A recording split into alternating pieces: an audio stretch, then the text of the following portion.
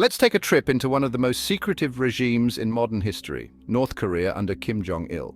Most people know the country for its isolation and strict control, but what was it really like when Kim Jong-il was in charge?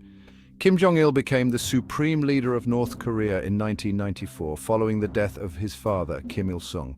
But unlike classic dictators, Kim Jong-il's rise to power was shrouded in mystery. He was rarely seen in public, his voice was almost never broadcast, and official portraits showed him looking distant and almost mythical. This was no accident. He wanted to be more legend than man. His main job title? Chairman of the National Defense Commission, essentially the highest authority over North Korea's military and security forces. Through this role, he turned the country into a fortress, prioritizing the military above all else. This policy, called Songun, or military first, shaped every part of daily life. Imagine a place where every resource, food, fuel, even electricity, was funneled to the army first. Ordinary citizens faced shortages, and the outside world became a distant rumor. Kim Jong-il fostered an atmosphere of loyalty and constant surveillance.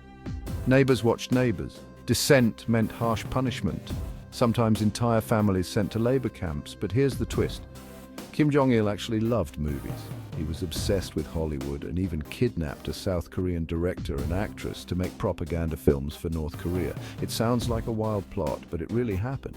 For Kim, controlling the story was as important as controlling the army. Internationally, Kim Jong-il was a master of brinkmanship. He developed North Korea's nuclear program, using it as a bargaining chip with the world. The regime would provoke crises, then demand negotiations, aid or concessions. This cycle kept North Korea both isolated and, ironically, impossible to ignore. Inside the country, propaganda painted him as a genius, a father figure, even a semi-divine being. Information was tightly controlled. No foreign news, no internet, no outside music.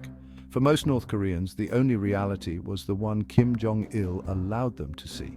By the time he died in 2011, Kim Jong-il had created a system built on secrecy, fear, and spectacle. His mysterious persona, military obsession, and absolute control still shape North Korea today.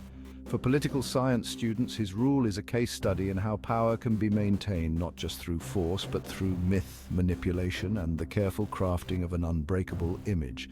So next time you hear about North Korea, remember, behind the headlines, there's a legacy of control, secrecy, and a leader who ruled more like a shadow than a man.